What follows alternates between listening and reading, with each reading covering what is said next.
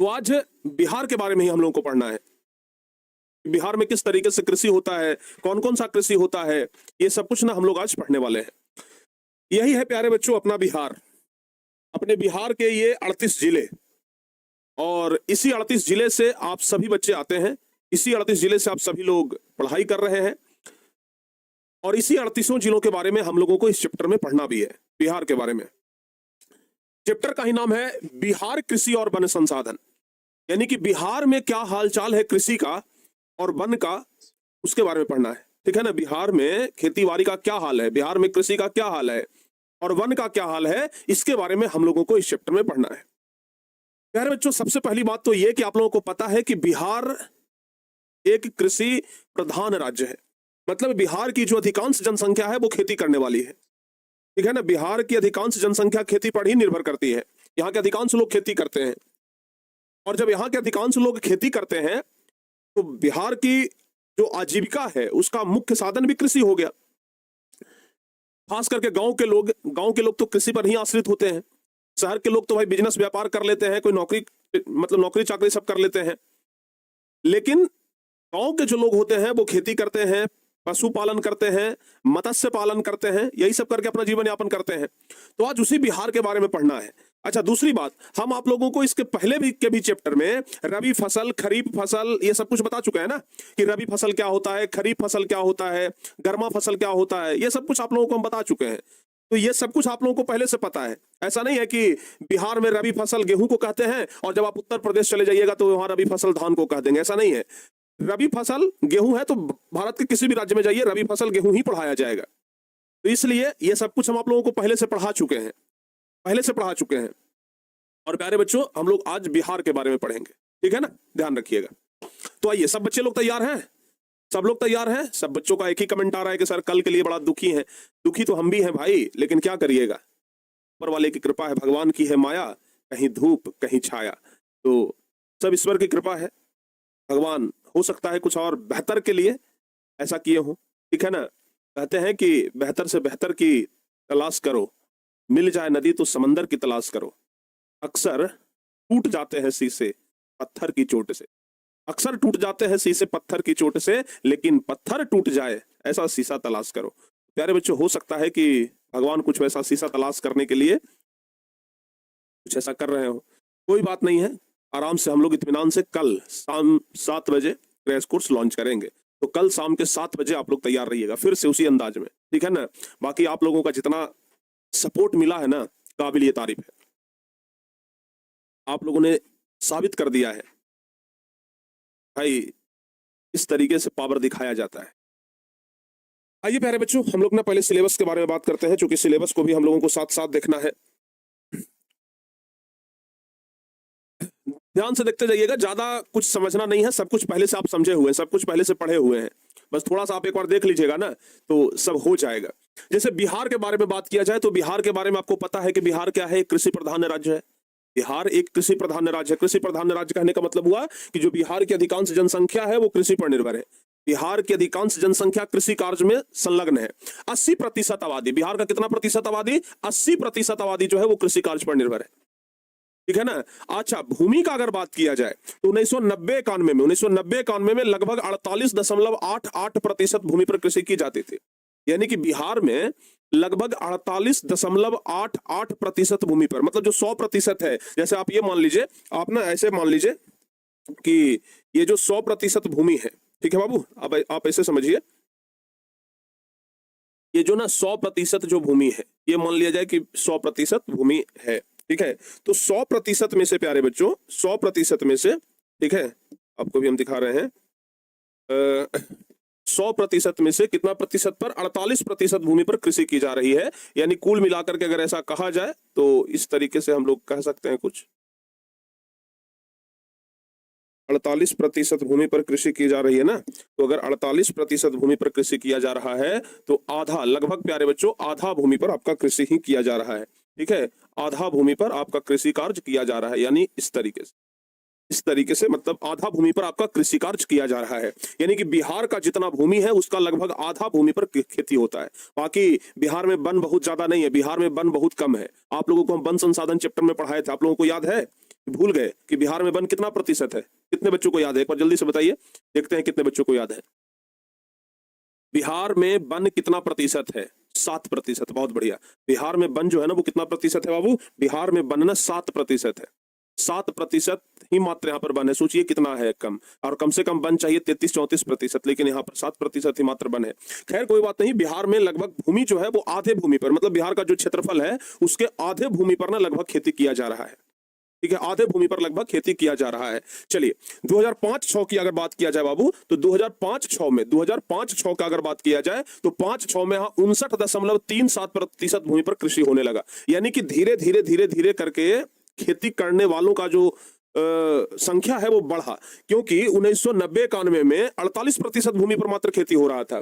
बाकी पर जब ये वन था, कुछ परती भूमि था, जंगल था, कुछ उपजाऊ भूमि नहीं था। लेकिन जब टेक्नोलॉजी आया, जब खाद आया, उर्वरक आया, तो फिर धीरे धीरे करके खेती करने लायक भूमि भी बढ़ा। ठीक है ना, यानी कि लोग जंगल को कुछ काट करके खेती लायक भूमि बना लिए। इसके अलावा जो उपजाऊ भूमि नहीं था वहां पर खाद वगैरह का इस्तेमाल करके उपजाऊ भूमि बना लिए, बंजर भूमि को उपजाऊ भूमि बना लिए। और इस तरीके से 1990-91 में 48% भूमि पर खेती होता था, लेकिन 2005-6 में 59% भूमि पर खेती होने लगा। ठीक है ना। अच्छा, ये तो हो गया बिहार का एक लोकल बात, बिहार का एक छोटा सा बात कि भाई खेती हो रहा है। लेकिन बिहार में फसल कौन कौन सा होता है? वही होता है प्यारे बच्चों जो हम आपको पढ़ाए थे। कौन कौन सा फसल? एक होता है भदाई फसल, अगहनी फसल, रबी फसल और गर्मा फसल। बिहार में ना मुख्य रूप से ये 4 प्रकार का फसल होता है। बिहार में मुख्य रूप से कितने प्रकार का? ये 4 प्रकार का फसल होता है, भदाई, अगहनी, रबी और गर्मा। जिसमें कि रबी फसल के बारे में आप लोग पहले से जान गए हैं, गर्मा फसल के भी बारे में हम आप लोग को पहले से बता चुके हैं। भदाई क्या होता है? भदाई, अच्छा आप लोग हिंदी महीना जानते हैं ना? हिंदी महीना तो आप लोग को पता है, वही चैत बैसाख जेठ आषाढ़ सावन भादो वाला। बताओ बाबू, चैत बैसाख जेठ आषाढ़ सावन भादो ये सब तो आप लोग जानते हैं ना? बिल्कुल जानते होंगे। तो बाबू आप ऐसा करो, आप ना ऐसा एक चीज समझ लो कि चैत बैसाख की बात कर रहे हैं। देखो बाबू, जो चैत होता है ना, चैत जो होता है ये मतलब फागुन कहा जाता है मार्च को। चैत जो है ना वो मुख्य रूप से अप्रैल को कहा जाता है। चैत ना मुख्य रूप से किसको कहते हैं? अप्रैल को। तो चैत हो गया, ठीक है। इधर हो गया बैसाख, हिंदी महीना जो होता है। अपना हिंदी महीना के अनुसार याद रखिएगा, कितना बढ़िया से याद रहेगा। चैत बैसाख, उसके बाद होता है ज्येष्ठ, आषाढ़, आषाढ़ है, उसके बाद होता है श्रावण, उसके बाद होता है भादो, सावन भादो, उसके बाद अगहन। इस तरीके से हिंदी महीना आप लोग जानते होंगे। तो इधर प्यारे बच्चों अगर चैत को अप्रैल कहते हैं तो बैसाख को क्या कहेंगे? मई कहेंगे। ठीक है, जेठ को क्या कहेंगे? अप्रैल मई जून कहेंगे। ठीक है ना। इसको क्या कहेंगे? जुलाई कहेंगे। ठीक है, इसको क्या कहेंगे? अगस्त कहेंगे। और इसको भादो को क्या कहेंगे? सितंबर कहेंगे, सितंबर। ठीक है ना, अगस्त सितंबर। अब प्यारे बच्चों हम किसका बात कर रहे हैं? हम बात कर रहे हैं भदाई फसल। भदाई फसल का बात कर रहे हैं ना। भदाई फसल कहने का मतलब हुआ जो फसल भादों में लगाया जाए। ठीक, एकदम याद रखिएगा। ठीक है ना, भदाई फसल कहने का मतलब हुआ, क्या हुआ कि जो फसल भादो महीना में लगाया जाए, जो फसल भादो महीना में लगाया जाए। तो जो भादो महीना में फसल लगाया जाता है उसी को हम लोग क्या कहते हैं? भदाई फसल कहते हैं।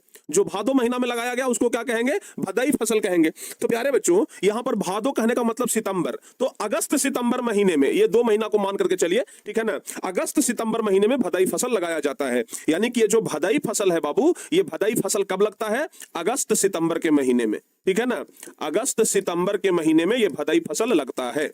क्लियर हुआ? यानी कि अगर आप लोगों से पूछा जाए कि भदाई फसल कब लगता है तो हिंदी महीना याद कर लीजिए, भदाई मतलब भादो, यानी भादो महीना में लगता है भदाई फसल। भादो महीना को अंग्रेजी महीना के अनुसार अगर कन्वर्ट करें तो क्या होगा? तो भादो को हम लोग सितंबर कहेंगे, तो 2 महीना का रेफरेंस लेकर के अगस्त सितंबर कहेंगे। यानी कि भदाई फसल जो है वो अगस्त सितंबर महीने में क्या हो जाता है? लगाया जाता है नहीं बल्कि तैयार हो जाता है। भदाई फसल जो है ना वो अगस्त सितंबर महीने में तैयार हो जाता है। समझ में आ गया ना? भादो के महीना में उसको काट लिया जाता है।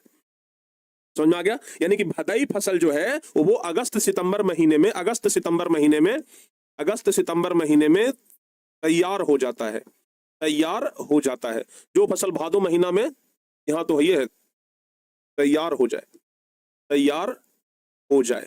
ठीक है ना, ध्यान रखिएगा। तो कहिएगा कि सर अगस्त सितंबर महीने में ठीक है तैयार तो हो जाता है, फिर इसको लगाते कब है? लगाते हैं मई जून के महीने में, ठीक है ना। लगाते कब है बाबू? तो ये जो मई जून का महीना है ना, मई जून के महीना में भदाई फसल लगाते हैं,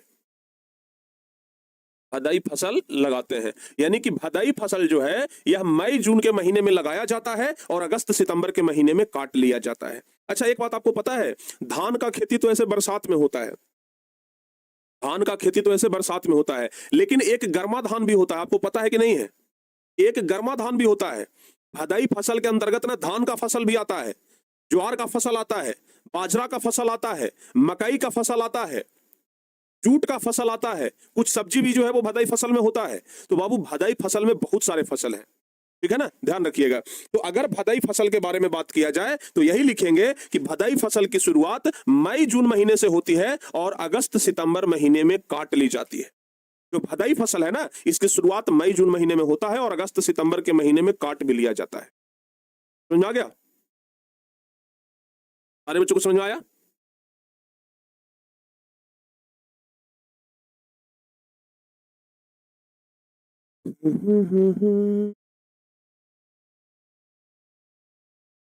हिंदी महीना आप लोग नहीं जानते हैं? हिंदी महीना याद कर लीजिएगा, ठीक है ना। अगर हिंदुस्तान में रहते हैं तो हिंदी महीना तो याद याद होना ही चाहिए।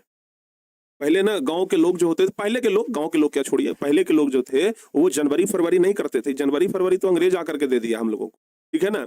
जनवरी फरवरी जो करते हैं ना, ये अंग्रेजों का दिन है, ये अंग्रेजी महीना है। लेकिन हम लोगों का जो हिंदी महीना पहले चलता था, ये चैत बैसाखी चलता था। और हम लोग आज जो 1 जनवरी को कहते हैं कि नया साल आ गया, एक्चुअल में जो 1 जनवरी है ना वो मार्च में आता है हिंदी महीना के अनुसार, या फिर अप्रैल में, 1 अप्रैल को। वित्तीय वर्ष कब होता है? वित्तीय वर्ष आप लोग पढ़े होंगे कि वित्तीय वर्ष कब से कब तक होता है। तो वित्तीय वर्ष होता है 1 अप्रैल से लेकर के 31 मार्च तक, पढ़े हैं ना। वित्तीय वर्ष ना 1 अप्रैल से 31 मार्च होता है। आज भी वित्तीय वर्ष को हिंदी महीना के अनुसार काउंट किया जाता है, ठीक है। समझ में आ गया? हाँ, तो प्यारे बच्चों ध्यान रखिएगा, भदाई फसल के अंतर्गत भदाई धान हो गया, ज्वार बाजरा मकई के अतिरिक्त जूट और सब्जी की खेती भी की जाती है। तो ये हो गया भदाई फसल। उसके बाद भदाई फसल के बाद आता है अगहनी फसल। अब ये अगहनी फसल क्या है बाबू? अब ये अगहनी फसल क्या है तो ध्यान रखिएगा, जून से लेकर के अगस्त तक लगाई जाती है और नवंबर दिसंबर में काट ली जाती है, ठीक है ना। अगहनी फसल जो है वो जून से अगस्त तक लगाई जाती है। प्यारे बच्चों अगहन, ठीक है ना, अगस्त से सितंबर अक्टूबर, यानी कि यहाँ पे ना जून में लगाया जाएगा, मतलब मिला जुला के भदाई अगहनी लगभग एक ही होता है, एक ही समय ये सब लग जाता है। तो ये जो फसल है ना वो मध्य जून से अगस्त तक लगाया जाएगा और नवंबर दिसंबर में काट लिया जाता है। जैसे धान, ज्वार, बाजरा, अरहर, गन्ना इस फसल की मुख्य पैदावार है। अभी आप लोग देखिए, अभी धान का फसल लगा हुआ है, 1 आध महीने 2 महीने में ये क्या हो जाएगा, लगभग तैयार हो जाएगा, ठीक है। अभी जैसे अक्टूबर है तो नवंबर दिसंबर तक ना एकदम ये फसल तैयार हो जाएगा बढ़िया से। तो ध्यान रखिएगा कि यह जो फसल है अगहनी फसल, यह मध्य जून से अगस्त तक लगाई जाती है और नवंबर दिसंबर में काट ली जाती है। धान, ज्वार, बाजरा, अरहर, गन्ना इस फसल की मुख्य पैदावार है और ये बिहार की सबसे महत्वपूर्ण फसल है। आधी से अधिक कृषिगत भूमि पर अगहनी फसल लगाई जाती है। बिहार में बहुत ज्यादा अगहनी फसल भी होता है, ठीक है ना, याद रखिएगा। क्लियर? बिहार में खरीफ फसल नहीं होता है। कौन बोल दिया? खरीफ फसल धान होता है। भाई बिहार में धान होता है कि नहीं होता है? बहुत होता है। किसे कहते हैं कि बिहार में धान नहीं होता है, ये खरीफ फसल नहीं होता है? बिहार में तो कितना बढ़िया धान होता है, सब लोग धान का खेती करते हैं, ठीक है ना। क्लियर? अब उसके बाद रबी फसल। तो रबी फसल के बारे में आप लोग जानते हैं कि इस फसल को अक्टूबर नवंबर के महीने में लगाया जाता है और अप्रैल में काट लिया जाता है। गेहूं, जौ, दलहन, तिलहन इस सब फसल की क्या है, मुख्य पैदावार है। तो रबी फसल का जो मुख्य पैदावार है वो क्या होता है? गेहूं होता है। रबी फसल का जो मुख्य पैदावार है वो क्या होता है? गेहूं होता है। इसको आप लोग ध्यान रखिएगा, याद रहेगा। रबी फसल का जो मुख्य पैदावार है वो क्या होता है? गेहूं होता है। और खरीफ फसल का जो मुख्य पैदावार है वो क्या होता है? धान होता है। ध्यान रखिएगा।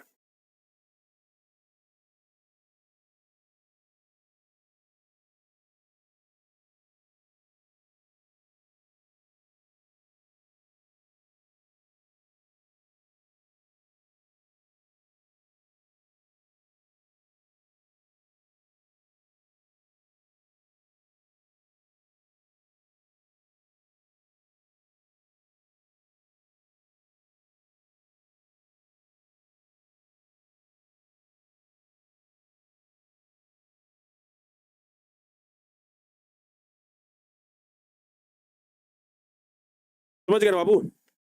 और सबसे लास्ट में आता है गर्मा फसल। गर्मा फसल यानी कि जो गर्मी के महीने में उपजाया जाता है, जैसे लालमी हो गया, ये तरबूज हो गया, खरबूज हो गया, खीरा हो गया, ककड़ी हो गया, ये सब जो है वो गर्मा फसल में आता है। तो इस फसल को गर्मी के मौसम में उस क्षेत्रों में लगाया जाता है जहां सिंचाई की समुचित व्यवस्था है। इस फसल में गर्मा धान और ग्रीष्मकालीन सब्जियां उगाई जाती है। तो प्यारे बच्चों, कुल मिलाकर के 4 प्रकार के फसल बिहार में होते हैं: भदाई फसल, अगहनी फसल, रबी फसल और गर्मा फसल। खरीफ फसल भी होता है, ठीक है ना, खरीफ फसल भी होता है, जैसे धान को खरीफ फसल में भी हम लोग रख लेते हैं, लेकिन खरीफ के जगह पर हम लोग उधर अगहनी या भदाई कर देंगे तो उसमें भी धान आ जाएगा, ठीक है ना। तो ये सब आप लोग ध्यान रखिएगा। क्लियर? सारे बच्चों को क्लियर हो गया?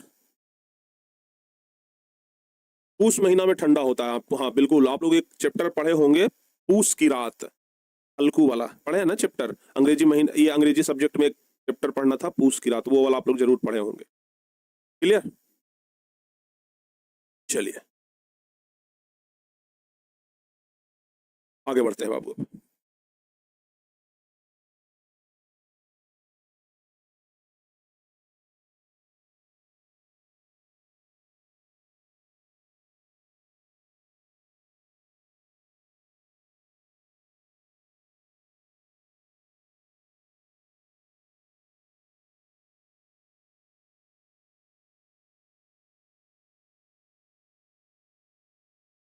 चलिए आगे बढ़ते हैं। अब प्यारे बच्चों, यहां से ना हम लोग धान के बारे में बात करते हैं। अच्छा, धान के बारे में अगर बात करें तो बिहार के कौन सा ऐसा जिला है जहां पर कि धान का फसल सबसे बेहतर होता होगा? जहां जाहिर सी बात है, जहां पर बरसात ज्यादा होता है, तो बरसात तो उत्तरी बिहार में ज्यादा होता है, तो क्या उत्तरी बिहार में धान का खेती ज्यादा होता है? नहीं, उत्तरी बिहार में एक फसल सबसे ज्यादा होता है और वो फसल है मक्का, ठीक है ना। उत्तरी बिहार में ना मक्का सबसे ज्यादा होता है। क्लियर? हाँ,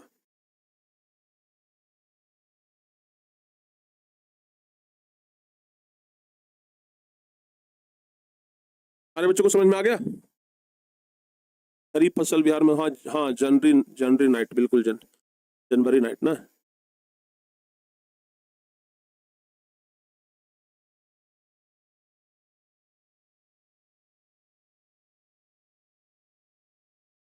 चलो बाबू, सारे बच्चों का क्लियर है? आगे बढ़ते हैं। यहां से ना एक क्वेश्चन भी आता है, एक क्वेश्चन भी आ जाएगा कि बिहार में कौन सी फसल लगाई जाती है, किसी एक फसल के मुख्य उत्पादन की व्याख्या करिए। तो अगर ये वाला क्वेश्चन आता है तो अभी आपको हम जस्ट बताए हैं कि बिहार में 4 प्रकार की फसल लगाई जाती है: भदाई, अगहनी, रबी और गर्मा। तो इसी के बारे में आप लोग लिख दीजिएगा। अगर ये क्वेश्चन आएगा तो इसका जवाब एकदम बड़े आराम से आप लोग लिख सकते हैं, ठीक है। आइए आगे बढ़ते हैं। अब हम लोग प्यारे बच्चों खाद्यान्न फसल के बारे में हम लोग पढ़ेंगे। अच्छा, खाद्यान्न फसल मतलब वो ऐसा फसल जिसको खाया जाता है सबसे ज्यादा। आप लोग हमें एक बात बताओ कि बिहार में सबसे ज्यादा क्या खाया जाता है, रोटी या चावल? जल्दी से एक बार कमेंट करके बताइए। बिहार में सबसे ज्यादा क्या खाया जाता है, रोटी खाया जाता है कि चावल खाया जाता है? अगर खाद्यान्न फसल की बात करें कि बिहार का जो मुख्य खाद्यान्न फसल है वो क्या है, रोटी है कि चावल है? यहाँ के लोग रोटी ज्यादा खाना पसंद करते हैं या चावल खाना पसंद करते हैं? आप लोग जल्दी से एक बार कमेंट करके बताइए, ठीक है। ठीक है ना बाबू, चावल या रोटी? अब सब लोगों को पता होगा कि बिहार में लोग चावल ही ज्यादा खाना पसंद करते हैं। बिहार में लोग क्या खाना पसंद करते हैं? चावल ही खाना लोग ज्यादा पसंद करते हैं, ठीक है ना। ये बात आप लोग ध्यान रखिएगा। लेकिन रोटी भी खाते हैं। तो मुख्य रूप से ना बिहार में रोटी और चावल जो है वो मुख्य फसल है, ठीक है ना। ये मतलब कि मुख्य खाद्यान्न फसल की अगर बात करें तो गेहूं और चावल है। तो बाबू, गेहूं जिससे रोटी बनता है, चावल जिससे आप लोग भात बनाते हैं, ठीक है। तो ये दोनों बिहार का मुख्य फसल है। सबसे पहला हम बात करेंगे खाद्यान्न फसल में धान के बारे में। धान के बारे में हालांकि पहले भी आप लोग पढ़ चुके हैं, ठीक है ना, लेकिन आइए हम लोग फिर से धान के बारे में बात करें। धान जो है वो खाद्यान्न फसल है। खाद्यान्न फसल कहने का मतलब हुआ वो ऐसा फसल जिसको खाया जाता है। खाद्यान्न फसल कहने का क्या मतलब हुआ? खाद्यान्न फसल कहने का मतलब हुआ वो ऐसा फसल जिसको खाया जाता है। तो भाई चावल खाया जाता है डायरेक्ट, ठीक है ना। तो धान जो है वो बिहार की खाद्यान्न फसलों का महत्वपूर्ण स्थान है। इसकी खेती राज्य के सभी भागों में होती है। मतलब धान का खेती लगभग तो हर एक राज्यों में, हर एक जिलों में होता है। जो बिहार के 38 जिले हैं, 38 जिला में लगभग चावल का खेती होता है, धान का खेती होता है, ठीक है। 2006-07 में बिहार में धान का कुल उत्पादन 33.54 लाख हेक्टेयर भूमि पर लगभग 50 लाख टन था। यानी कि 2006-07 में लगभग भारत, ये बिहार का अगर बात करें तो लगभग 50 लाख टन यहां धान का खेती हो रहा था। धान का सबसे अधिक उत्पादन पश्चिमी चंपारण में होता है। देख लीजिए भाई, पश्चिमी चंपारण वाले बच्चे सुन लीजिए, आपके जिला में सबसे ज्यादा धान का खेती होता है। पश्चिमी चंपारण, वेस्ट चंपारण जिसको हम लोग बोलते हैं, तो पश्चिमी चंपारण में ना धान का खेती सबसे ज्यादा होता है। उसके बाद रोहतास जिला में होता है, उसके बाद औरंगाबाद जिला में होता है। और यही जो दो तीन जिला है, ये जो पश्चिमी चंपारण, रोहतास और औरंगाबाद, ये जो तीन जिला है, यहाँ पर बिहार का 18% से अधिक धान का उत्पादन होता है। अकेले सबसे ज्यादा धान होता है पश्चिम चंपारण में, दूसरा रोहतास में, तीसरा औरंगाबाद में। याद रहेगा अगर आपसे पूछा जाए कि बिहार के किस जिला में धान का खेती सबसे ज्यादा होता है, अगर पूछा जाए, ऑब्जेक्टिव है, इस सब टाइप का क्वेश्चन ज्यादा यहां से बनेगा, ज्यादा ये सब क्वेश्चन बनता नहीं है, ठीक है ना। अगर आपसे पूछा जाए कि बिहार के कौन से जिले में धान का खेती सबसे ज्यादा होता है, तो इसका जवाब बताइएगा कि बिहार के पश्चिमी चंपारण में धान का खेती सबसे ज्यादा होता है। दूसरे नंबर पे कौन आता है, तो दूसरे नंबर पे रोहतास आता है और तीसरे नंबर पे औरंगाबाद आता है। क्लियर, समझ में आ गया बाबू?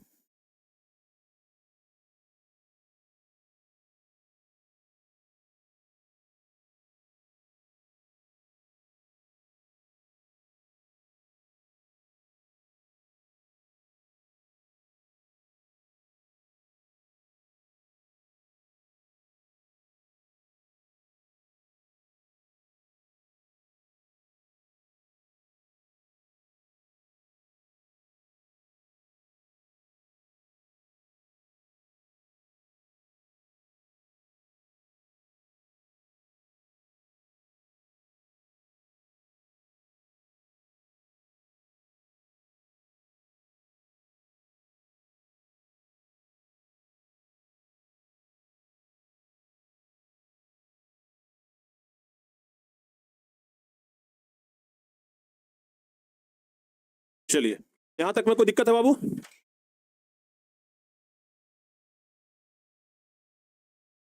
हाँ, अब सब लोगों का कमेंट एकदम क्लियर आ रहा है, पहले से ना थोड़ा सा दिक्कत हो रहा था।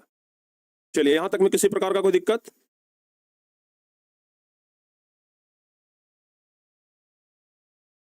चलिए जी, आइए आगे बढ़ते हैं। ये तो धान के बारे में हो गया ना, अब तो समझ में आ गया ना, अब तो सारे बच्चों को समझ में आ गया। चलिए, अब उसके बाद धान के भौगोलिक दशा, कि धान के खेती के लिए क्या क्या चीज चाहिए। प्यारे बच्चों, आपको पता है ना कि धान के खेती के लिए सबसे पहला जरूरी चीज तो पानी है। धान के लिए पानी सबसे ज्यादा जरूरी है, इसलिए धान को बरसात के महीने में लगाया जाता है, ताकि धान के खेत में हमेशा पानी भरा हुआ रहे, ठीक है ना। तो याद रखिएगा, ये धान की फसल के लिए उपयुक्त भौगोलिक दशा अगर के बारे में बात किया जाए, तो धान की फसल के लिए भौगोलिक दशा निम्न है। उष्णाद्र जलवायु, मतलब उष्ण और आर्द्र जलवायु होना चाहिए। मतलब आर्द्र कहने का मतलब होता है कि जहां पर पानी अच्छे तरीके से, मतलब वायुमंडल में आर्द्रता की मात्रा हो, नमी की मात्रा हो। तापमान जो है वो 22 डिग्री से 32 डिग्री सेल्सियस के बीच होनी चाहिए।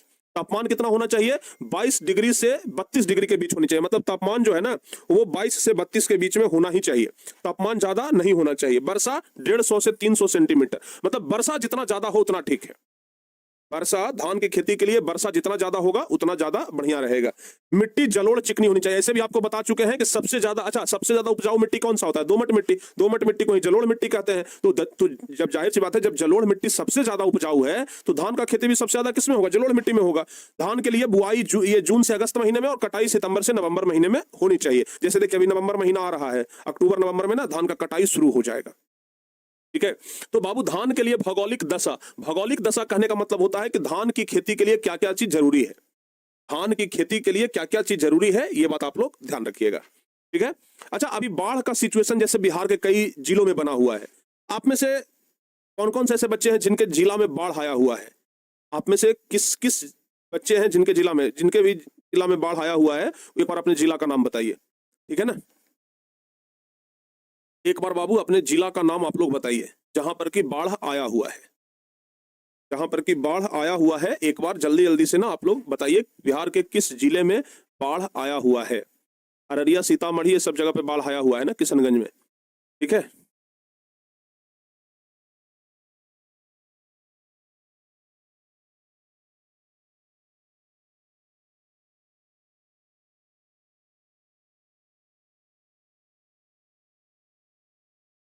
हम्म, सब जगह पे अभी फिर से एक बार ना बाढ़ का दौर जो है वो बड़ा खतरनाक शुरू हो गया है। फिर से एक बार बाढ़ आ रहा है, ठीक है ना। और हम इस बार एक विचार भी बनाए हैं। विचार ऐसा है कि बाढ़ जिस क्षेत्र में आया हुआ है, तो बिहार सरकार के द्वारा एक डोनेट अकाउंट बनाया गया है कि जहां पर कि आप बाढ़ पीड़ितों की मदद कर सकते हैं। ठीक है ना, कुछ एजेंसी भी होता है, प्राइवेट एनजीओ भी होता है, उसके थ्रू भी कर सकते हैं। तो इस बार ना हम बिहार के लिए, अपने बिहार के लिए जो बाढ़ पीड़ित लोग हैं उनकी मदद के लिए कुछ रुपए हम भी डोनेट कर रहे हैं इस, ठीक है ना। और ये फैसला लिए हैं कि जब भाई बिहार से ही हमारा सब कुछ है, बिहार से ही हम कमा रहे हैं, बिहार के बच्चों से ही इतना प्यार पा रहे हैं, तो आज जब बिहार में बाढ़ आया है तो हमें थोड़ा बहुत मदद करनी चाहिए। ठीक है ना, तो बिहार के लिए हमसे जहां तक जितना हो सकता है हम उतना मदद करने के लिए इस बार आगे बढ़े हैं। और कुछ एनजीओ के माध्यम से हम इस बार अपनी सहायता राशि बिहार के लोगों तक पहुंचा रहे हैं जहां पर कि बाढ़ आया हुआ है। ठीक है ना, और हमने ये विचार बनाया है कि लगभग 2 लाख रुपए तक का मदद हम इस बार बिहार के बाढ़ के लिए लोगों को जरूर करेंगे। ठीक है, तो भगवान का कृपा है, आप लोगों का आशीर्वाद है, प्यार है, भगवान दिए हैं तो भाई बिहार से ही दिए हैं, बिहार के लोगों ने ही हमें सब कुछ दिया है, तो बिहार के लोगों के लिए इतना तो कम से कम बनता है ना, बिहार के लोगों के लिए तो कम से कम इतना बनता है। और तब जाकर के हम लोग फैसला लिए कि नहीं भाई, हमारे बिहार में बाढ़ है, कोई तो नहीं आवाज उठा रहा है। आज इतना बड़े बड़े लोग बिहार से निकल गए हैं लेकिन बिहार की मदद के लिए कोई नहीं आता। वही जब बगल में देख लीजिए, जब पंजाब में बाढ़ आया था तो बॉलीवुड से लेकर के बड़े बड़े सेलिब्रिटी लोग, सब लोग, कोई 2 लाख, कोई 4 लाख, कोई 5 लाख रुपया दान दिया। जब बिहार में बाढ़ आता है तो कोई नहीं खड़ा होता है। तो चलिए, कोई नहीं तो कम से कम हम लोग हैं। ठीक है ना, हम लोग हैं कि बिहार में बाढ़ आया है, भाई बिहार की मदद के लिए तो हम लोग इतना कर ही सकते। तो अपने टारगेट बोर्ड परिवार से, हमारे तरफ से इस बार 2 लाख रुपया कम से कम बिहार के लोगों के लिए सहायता राशि के रूप में जाए। ठीक है, हाँ, ये चीज हम बताना नहीं चाह रहे थे क्योंकि आज ऐसे ना हम ना ये भी करने वाले थे, अनाउंस भी करने वाले थे इसका ना हम अनाउंस भी करने वाले थे कि जैसे कल क्रैश कोर्स कल लॉन्च होने वाला था तो हम वहीं पर ये चीज का अनाउंस करते, और फिर भी करेंगे। कल हो रहा है ना क्रैश कोर्स, वहां पर भी हम ये चीज अनाउंस करेंगे, खुले मन से मतलब हम अनाउंस करेंगे कि हम मदद कर रहे हैं। और मदद किया जाता है तो उसको बताया नहीं जाता है, लेकिन चूंकि हम लोग एक परिवार के सदस्य हैं तो बस एक चर्चा कर रहे हैं, बता नहीं रहे हैं कि हम बिहार के लोगों का मदद कर रहे हैं, बस एक चर्चा है। ठीक है,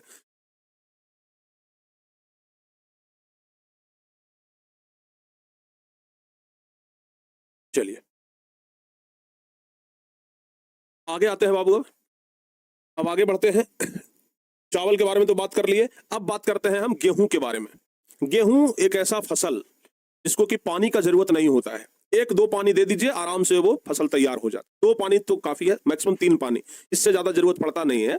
2-3 पानी में ना आपका ये जो फसल है वो अच्छे तरीके से तैयार हो जाता है। ठीक है, समझ में आ गया ना। हाँ, तो आइए प्यारे बच्चों, अब हम लोग ना गेहूं के बारे में बात करते हैं। अब हम लोग गेहूं के बारे में बात करते हैं कि आखिर गेहूं के लिए क्या क्या चीज जरूरी है, गेहूं सबसे ज्यादा कहां होता है, इन सब चीजों पर हम लोग बात करते हैं। देखो बाबू, धान के बाद गेहूं जो है ना वो दूसरा महत्वपूर्ण सबसे खाद्यान्न फसल है। सबसे ज्यादा महत्वपूर्ण खाद्यान्न फसल तो धान हो गया, जिससे कि लोग चावल भात खाते हैं, सबसे ज्यादा महत्वपूर्ण खाद्यान्न फसल है वो। उसके बाद धान के बाद गेहूं जो है वो सबसे ज्यादा महत्वपूर्ण खाद्यान्न फसल है। यह रबी फसल का मुख्य उत्पादन है। रबी फसल का सबसे मुख्य उत्पादन जो है वो कौन है, तो रबी फसल का मुख्य उत्पादन जो है प्यारे बच्चों वो गेहूं है। 2006-07 में कुल 20.5 लाख हेक्टेयर में लगभग 43 लाख टन गेहूं का उत्पादन हुआ। यानी कि कुल मिलाकर के 2006-07 का डेटा है, 2006-07 में 20.5 लाख हेक्टेयर में 43 लाख टन गेहूं का उत्पादन हुआ। यानी कि बिहार में भी ना बहुत ज्यादा गेहूं उपजता है, धान से ज्यादा बिहार में गेहूं होता है। हालांकि धान चूंकि जब खेत में लगता है ना तो बहुत ज्यादा होता है, दुगना मात्रा में होता है। कहिए कैसे, जैसे 1 कट्ठा में अगर आप धान लगाते हैं तो हो सकता है कि 2 मन तक धान हो जाए। 2 मन कहने का मतलब लगभग 80 किलो तक धान, और अगर बढ़िया हो गया तो 100 किलो भी धान हो सकता है। 1 कट्ठा की मैं बात कर रहे हैं, 1 कट्ठा में लगभग 100 किलो तक धान हो जाता है। लेकिन गेहूं इतना नहीं होता है। 1 कट्ठा में अगर आप गेहूं लगाइएगा ना तो लगभग 40 किलो, बहुत बढ़िया जाएगा तब 40 किलो गेहूं होगा 1 कट्ठा में। बहुत बढ़िया अगर फसल हुआ तो लगभग 40 किलो गेहूं होगा, लेकिन धान आपका 80 से 100 किलो तक हो जाता है। ठीक है ना, तो प्यारे बच्चों ध्यान रखिएगा, 43 लाख टन गेहूं का उत्पादन हुआ। सिंचाई और रासायनिक उर्वरकों के बल पर इसकी खेती की जाती है। यानी कि अगर बात करें गेहूं के बारे में तो गेहूं का जो बात करें तो गेहूं में ना सिंचाई का तो ज्यादा जरूरत पड़ता नहीं है। सिंचाई अगर थोड़ा बहुत भी अगर मिल जाए तो गेहूं का फसल बहुत बढ़िया हो जाता है। फिर रासायनिक खाद, आप लोग तो जानते हैं कि आज खाद के बिना कोई फसल नहीं होता है। खाद पड़ना ही पड़ना है, खाद नहीं पड़ेगा तो फसल नहीं होगा।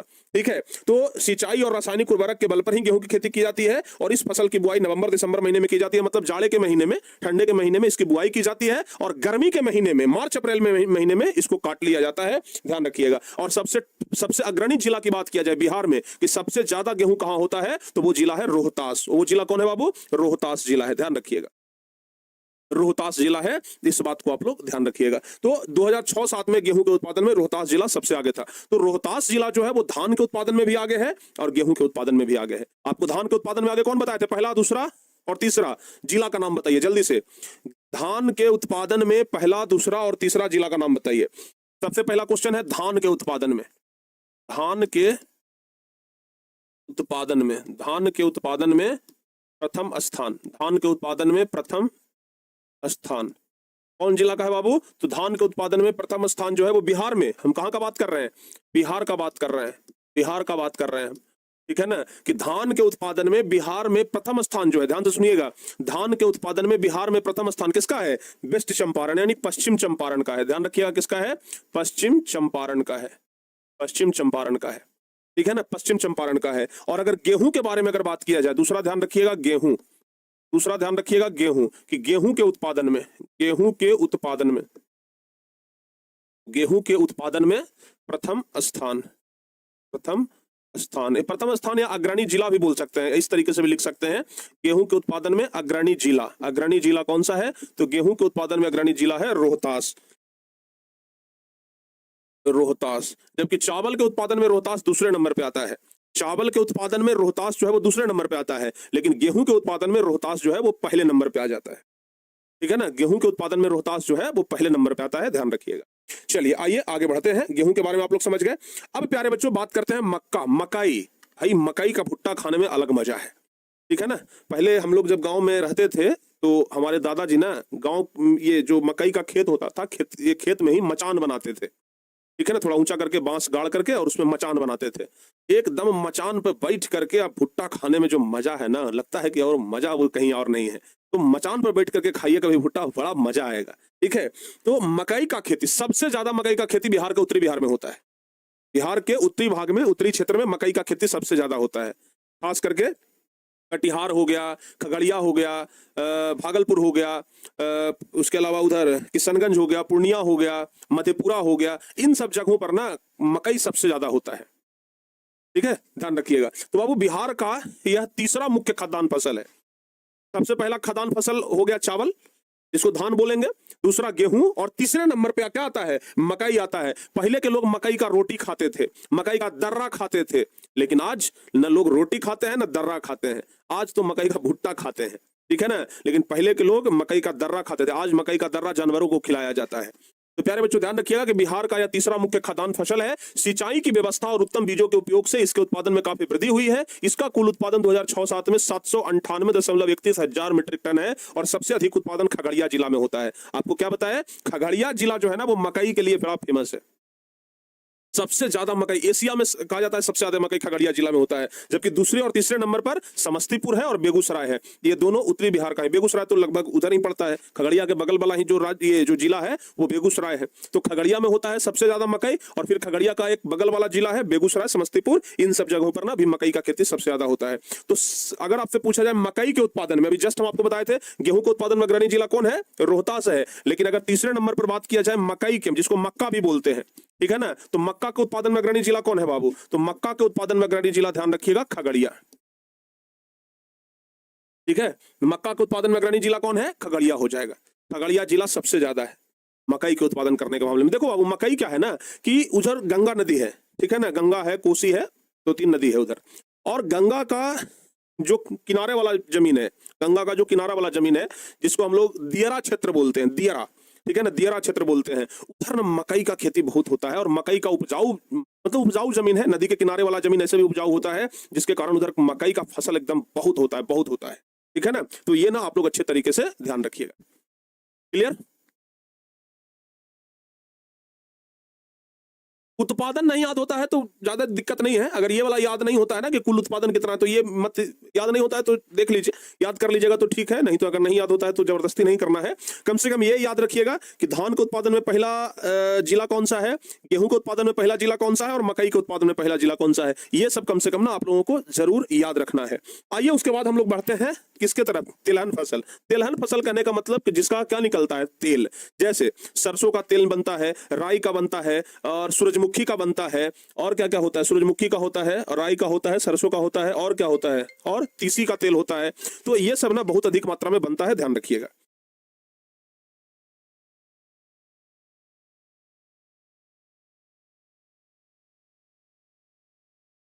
बाबू इसको आप लोग ध्यान रखिएगा। तो राई, सरसों, तीसी, सूरजमुखी, कुसुम, रेड़ी, तिल, मूंगफली, ये सब ना सब ध्यान रखिएगा। राई हो गया, सरसों हो गया, तीसी का तेल, सूरजमुखी का तेल, कुसुम का तेल, रेड़ी का तेल, तिल का तेल, मूंगफली का तेल, बादाम का, हाँ बादाम का भी तेल होता है, ठीक है ना। ये सब क्या है, तिलहन फसल है। ये सब क्या है, तिलहन फसल है। हम लोग जो बादाम खाते हैं ना, उसका बादाम का तेल निकलता है, मार्केट में देखिएगा बादाम का तेल बिकता है, ठीक है। किंतु तेल निकालने के लिए मुख्य रूप से सरसों, राई, तीसी और सूरजमुखी का उपयोग होता है। भाई इस सबका तेल निकलता है, लेकिन हम लोगों के घरों में सबसे ज्यादा तेल सरसों का उत्पादन होता है, मतलब सरसों का उपयोग होता है। आप लोग के घर में भी खाना बनता है, सब्जी बनता है, तो उसमें क्या होता है, सरसों का तेल सब लोग यूज करते हैं। चाहे तो सरसों, चाहे तो सरसों और न तो फिर राई, दो चीज उपयोग करते हैं। आपके घर में, आप में से जितने बच्चे यहाँ पर अभी देख रहे हैं, इसमें से एक आध बच्चे भी हैं जिनके घर में सूरजमुखी का फोरन पड़ता होगा। बताओ भाई, जो सब्जी बनता है सूरजमुखी के तेल में बनता है। सूरजमुखी अब देखने के लिए मिलता कहाँ है, सूरजमुखी तो अब होबो करता है, बहुत कम इक्का दुक्का लोग लगा देता है, सूरजमुखी तो होता नहीं है। सबके घर में सरसों का तेल ही पड़ता है, हमारे घर, आपके घर, सबके तेल में सरसों का ही मतलब वो सब कुछ फोरन पड़ता है, ठीक है ना। तिलहन उत्पादन में सबसे आगे पश्चिम चंपारण है। लो भाई, अब पश्चिम चंपारण जो है, देखिए धान के उत्पादन में सबसे ज्यादा आगे कौन था, पश्चिम चंपारण। और पश्चिम चंपारण ही प्यारे बच्चों ध्यान रखिएगा, यही तिलहन फसल के उत्पादन में भी सबसे ज्यादा कौन है आगे, पश्चिम चंपारण भी है। मतलब तिलहन फसल के उत्पादन में भी पश्चिम चंपारण ही सबसे आगे है। पश्चिम चंपारण वाले लगता है कि बड़ा खेती बाड़ी पर ध्यान देते हैं, बड़ा जम करके ना। हाँ, पश्चिम चंपारण तिलहन के मामले में भी सबसे आगे है। इसके बाद बेगूसराय, पूर्णिया और सहरसा का स्थान आता है। मतलब सबसे आगे कौन है, सबसे आगे है पश्चिम चंपारण तिलहन फसल में, और उसके बाद आता है बेगूसराय का स्थान, पूर्णिया का स्थान, सहरसा का स्थान, ये सब ना इसके बाद आता है। तो ये सब आप लोग ध्यान रखिएगा। तो ये हो गया प्यारे बच्चों कौन सा फसल, तिलहन फसल, जिससे तेल निकलता है। उसके बाद आता है दलहन फसल। दलहन फसल मतलब जिससे दाल बनता है। दलहन फसल कहने का क्या मतलब हुआ, जिससे कि दाल बनता है। तो दाल कौन कौन सा फसल का उत्पादन है, बताओ तो बाबू, दाल किसका किसका बनता है, मसूरी का दाल बनता है, चना का दाल बनता है, मूंग का दाल बनता है, और क्या, केसारी का दाल बनता है, और अरहर का दाल बनता है, और कुछ बच गया, और उड़द का दाल बनता है। तो ये सब ना मतलब दलहन फसल है, जिसका दाल बनता है ना, वो सब के सब दलहन फसल है। तो ध्यान रखिएगा। जैसे देखिए, चना हो गया, मसूर हो गया, खेसारी हो गया, मटर हो गया, गरमा मूंग हो गया, ये सब क्या है प्यारे बच्चों, अरहर हो गया। ये सब क्या है, यहाँ पर लिखा हुआ है, चना, मसूर, खेसारी, मटर, मूंग, अरहर, उड़द, कुर्थी। कुर्थी का दाल बहुत ही ज्यादा फायदेमंद होता है। जिसके पेट में पथरी हो जाता है ना, डॉक्टर कहता है कुर्थी का दाल खाइए, पथरी तक को गला देगा, ठीक है। तो कुर्थी का दाल ना बहुत ज्यादा फायदेमंद होता है। तो जिस भी फसल का दाल बन रहा है उसको क्या कहेंगे, दलहन फसल कहेंगे, ठीक है ना। और दलहन ये सब ना खरीफ फसल में ही, ये सॉरी रबी फसल के अंतर्गत लगभग आ जाता है। 2006-07 ईस्वी में बिहार में रबी दलहन की खेती 519.6 हजार हेक्टेयर भूमि में की गई, और सबसे ज्यादा पैदावार हुआ था प्यारे बच्चों। इसका जो कुल पैदावार है बिहार में 2006 ईस्वी 7 ईस्वी का बात कर रहे हैं, 372 हजार मीट्रिक टन हुआ था। अग्रणी जिला की बात करते हैं, पटना जिला का स्थान सबसे आगे है दलहन फसल में। दाल के उत्पादन में सबसे अग्रणी जिला पटना। हम एक के स्लाइड में पूरा समरी लिख दिए हैं, सोच लो बाबू, ठीक है ना। दलहन में अगर बात करें तो सबसे अग्रणी जिला कौन सा है, तो दलहन में अगर बात करेंगे तो सबसे अग्रणी जिला है पटना। दलहन में बात करेंगे तो सबसे अग्रणी जिला कौन सा है, पटना हो जाएगा, ध्यान रखिएगा, ठीक है ना। जबकि औरंगाबाद आता है दूसरे नंबर पे, और फिर कैमूर आता है तीसरे नंबर पे। औरंगाबाद आता है दूसरे नंबर पे और कैमूर आता है तीसरे नंबर पे, ध्यान रखिएगा। तो बाबू सबसे पहला नंबर पे पटना जिला आया, दलहन फसल के उत्पादन में सबसे पहला नंबर पर पटना जिला आया, दूसरा नंबर पर औरंगाबाद आया, और तीसरा नंबर पे कैमूर आता है, ठीक है। तो आज हम आपको जो कुछ भी पढ़ाए उसका समरी याद रखिए। धान के उत्पादन में प्रथम स्थान पश्चिम चंपारण का, गेहूं के उत्पादन में अग्रणी जिला रोहतास, मकई के उत्पादन में खगड़िया, दलहन फसल के उत्पादन में पटना। दलहन फसल के उत्पादन में कौन हो गया, पटना, ठीक है बाबू। दलहन फसल के उत्पादन में कौन हो गया, पटना हो गया। और फिर तिलहन फसल के उत्पादन में, तो तिलहन फसल के उत्पादन में पश्चिम चंपारण हो गया। तो आज का जो पूरा हम जो कुछ भी पढ़ाए हैं उसका समरी यही है 5 लाइन में हम समरी बता दिए, ठीक है ना। तो ये आप लोग अच्छे तरीके से याद रखिएगा। बाबू परीक्षा में एक सवाल आता है कि बिहार में दलहन के उत्पादन और वितरण का संक्षिप्त विवरण करिए। बिहार में दलहन के उत्पादन और विवरण का संक्षिप्त वर्णन करें कि दलहन का उत्पादन के बारे में बताइए। तो क्वेश्चन यहां से बनेगा तो आंसर भी दे देंगे कि बिहार में दलहन फसल में चना, मसूर, खेसारी, मटर, मूंग, अरहर, उड़द, कुर्थी ये सब प्रमुख है। चना, मसूर, खेसारी और मटर रबी दलहन की फसलें हैं, जबकि अरहर और मूंग खरीफ की फसल है। यानी कि दलहन में कुछ खरीफ का फसल भी आता है और कुछ रबी का फसल भी आता है, ठीक है ना। दलहन में कुछ खरीफ फसल भी है और कुछ रबी फसल भी है।